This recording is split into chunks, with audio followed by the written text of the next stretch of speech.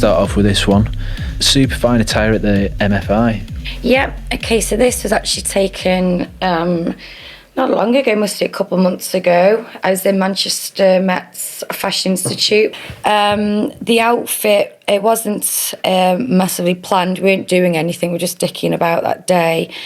The jumper is Adidas Lendl, which a lot of casuals will know about. Okay, give us it. I'm not a casual, so break it down for the lay person. So this is very early 80s sportswear. Think Bjorn Borg, Fila, that kind of vibe. I was sent this by a vintage reseller for free, which is great. And every time I wear it, I do get quite a lot of good feedback from it. Yeah.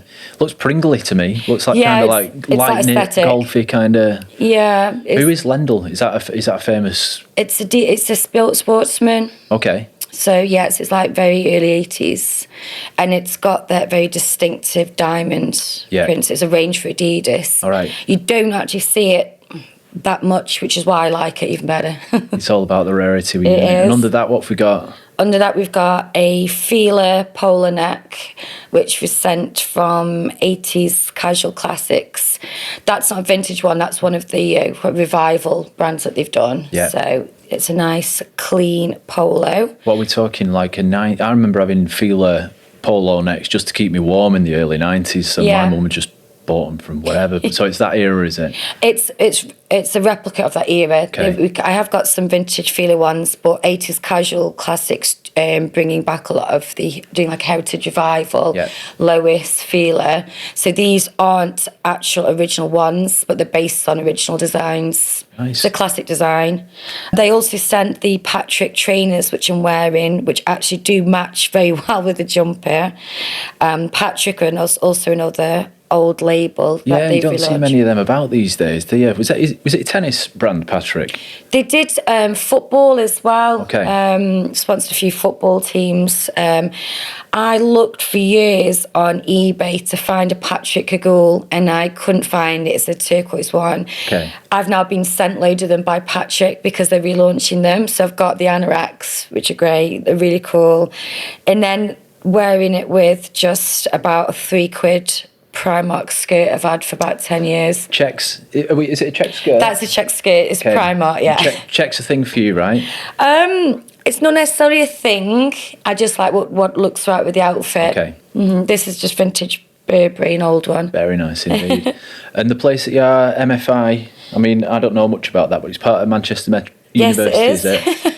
Tell us a bit more about the MFI. I don't know loads. Apart from my boyfriend is a senior lecturer there, and he was just showing me round, and it's a really cool place. I wish I'd done a degree there, to be fair. It looks a really cool place to study. What have you got, like archive stuff there? Is it like more lecture theatres and that kind of thing? They do, I'm not entirely sure, photography. Yeah. Photography and art direction. They do, I think it's like almost like a central St. Martin's, but for the north. So all the coolest kids in the city are... Apparently so. Yeah. That's why I don't know. I'll have to pop down there for some inspo. Whenever I go to London, I go and sit on that square with all the fountains in and watch the CSM kids go past and think, this is what I'm going to be wearing in 5 years' time. I think they're a bit too cool for me. So. Too cool for school. Right. Nice. All right, let's sweep on to the next one. I'll break this one down for us. This is Match Day Stoke. The jacket is Stone Island Shadow Project. Okay. It's a really, really nice colour. It matches the snakebite in black that I'm drinking. I was going to say, have you accessorised your drink there? No, I thought you were on the dark fruits, but no, God, no, not dark fruits person. It does match very well. This jacket was from Pockets, which is a shop in Newcastle under Lyme. Okay. Which sells Stone Island, Montclair, quite high-end terrace brands. Do they get bits in that you probably wouldn't see in the other places that are selling shadow projects and stuff? Possibly, yeah, possibly. I mean, they sell really nice pieces, but and some of the higher end ones, but maybe not the rarer ones, so to speak. Yeah. Nice. Wearing it with my ubiquitous Stone Island cap. I was going to say the match day pictures, I think it's always black on black. Navy. Oh, is it navy? It's navy. Okay. Black's always a bit too harsh. It's navy. And I always wear this cap, and I wear it to the gym. I wear it to the match. It's the comfiest hat. It covers my head properly. It's not one of those like half-arsed ones. It's just a really good fitting cap. Yeah. And it's just comfy. So I always end up wearing that.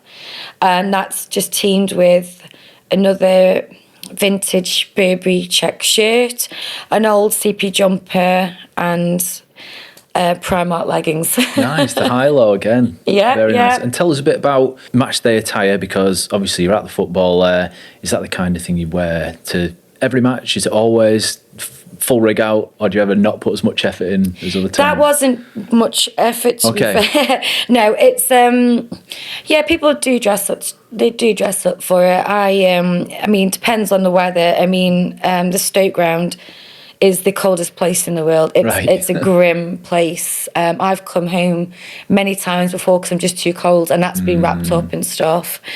Why is that? Because it's an open stadium. Is it open at the corners? It's just on top. They took whipping, it from Victoria Ground, which is in the terraces in Stoke-on-Trent, and took it to the top of this hill that everyone hates. You can't get to. Right. It's nowhere near anything, and it just gets the wind. And it kind of worked in our favour sometimes when teams come to players dread playing at the Bet 365. Yeah.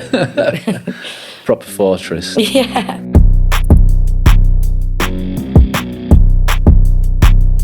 And let's swipe to this last one. Picture taken by a boyfriend again. Super glam. Yeah, this is the Mac is actually my grandpa's. Oh. My nana not long passed away, and we're clearing out her wardrobe, and there's a treasure trove of vintage Burberry Macs there, fur coats. Wow. So I took this, but my brother has now claimed it, so it is gone. I've got just another one. So yeah, it's we did a really nice shoot. I like the black and white, and it's just a classic trench. So yeah. So when I picked that one, I wasn't expecting it to have such kind of deep connection. Obviously, not everyone's granddad has Burberry Macs. No. It must run in the family then. Were they always well turned out, your grandparents? Yeah. My grandpa is a farmer, but he was dressed nice.